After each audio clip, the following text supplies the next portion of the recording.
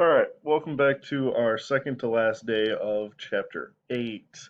We only got about 15 or so days left before the end of the school year, so if you guys can keep going strong, it would be awesome. For the most part, you guys are doing a good job. Just remember, those of you that need help with assignments, I am doing Zoom sessions Tuesdays and Thursdays, starting at 11 o'clock to about noon. If those times don't work for you, let me know.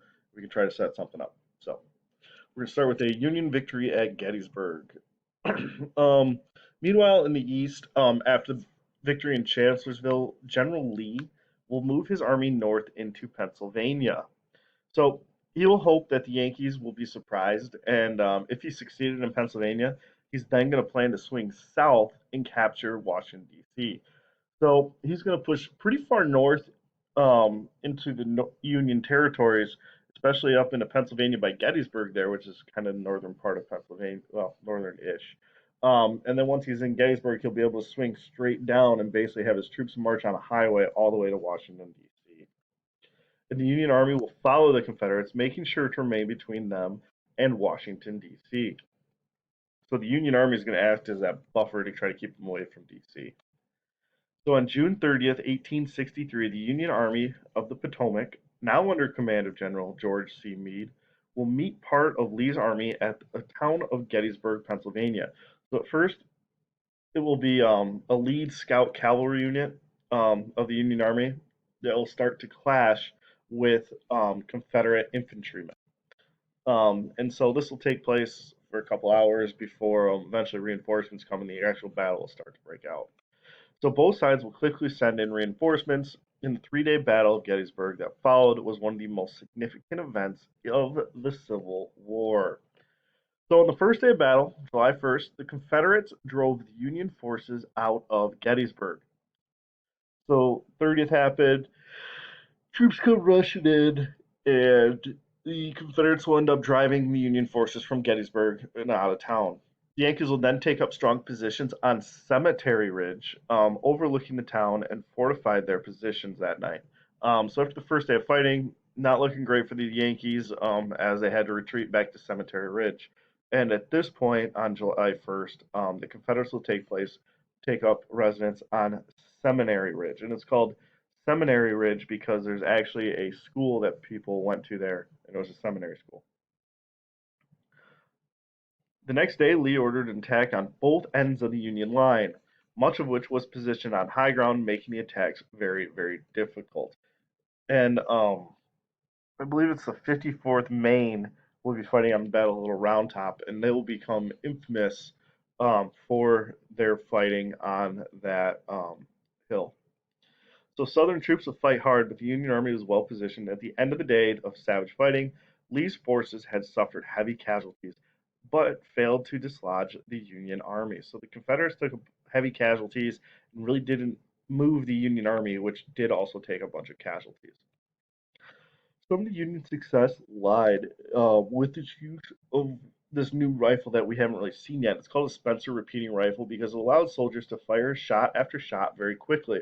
So instead of after every shot having to take your powder, pour it down the barrel, put your wadding bullet in, and then use your ramrod to push everything down and then shoot, the Spencer repeating rifle, all you did was you shot, you worked a lever forward that was located by the trigger, and when you did that, the breech opened, it sent the used shell out. You pop the new shell in, you pull the lever back, and you can shoot again. Super, super fast. And this was going to be overpowering for the Confederates because more of these kinds of rifles will be developed later on. This is where you see the classic like Henry repeating rifle or the Winchester repeating rifle that will be used by the end of the Civil War. And so, despite his losses, Lee will attack again on July 3rd, and he ordered General George Pickett to lead 15,000 men in a daring charge against the center of the Union line. Now, something you should all know is the center of a line is usually the strongest place. So, essentially, Lee is ordering Pickett to charge the center or the strongest point on the Union line.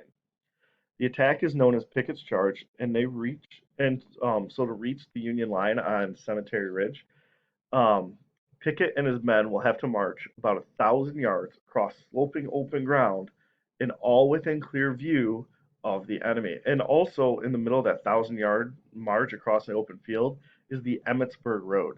And the Emmitsburg Road had a 6 foot tall fence on each side of it.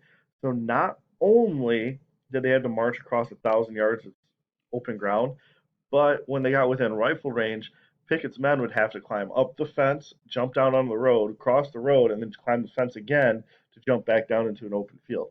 So it's a terrible, terrible strategy to cross this field. When Pickett gave the order to charge, the Confederates marched forward and the Union guns would open fire. Now, they really didn't run super hard that first 600 yards. They had to save their energy for that last quarter-mile sprint. And so row after row of soldiers would fall to the ground.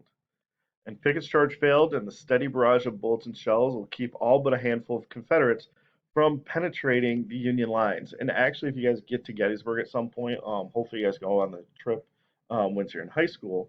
They actually have a marker of the high water mark, as they called it, and it would be the furthest Confederate soldiers pushed during the Battle of Gettysburg. And so, as the survivors limped back, Lee rode among them, admitting guilt, and Lee had no choice now but to retreat. And the Confederates would never invade the North again. This is the last offensive incursion into the North that Lee and the Confederates would ever make, and it ended in failure. General Meade was proud of his victory because he protected Pennsylvania and Washington, D.C.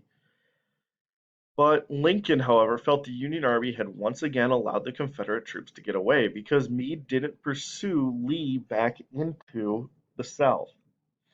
So inevitably, this would be Meade's kind of last thing he does before he really gets fired and replaced by somebody else. And tomorrow we'll talk about who that person is that will replace him. And so Union victories at Vicksburg and Gettysburg will mark the turning point of the Civil War. So remember, Vicksburg is the battle that took place um, in the West with General Grant. And it seemed just a matter of time before the Confederacy would now fall. However, the South, they're going to be determined to fight, and the war is going to last for another 2 years. So this is all I have for you guys today. No other homework other than um, double check Skyward because I will be updating grades today. So if you have any questions, please let me know.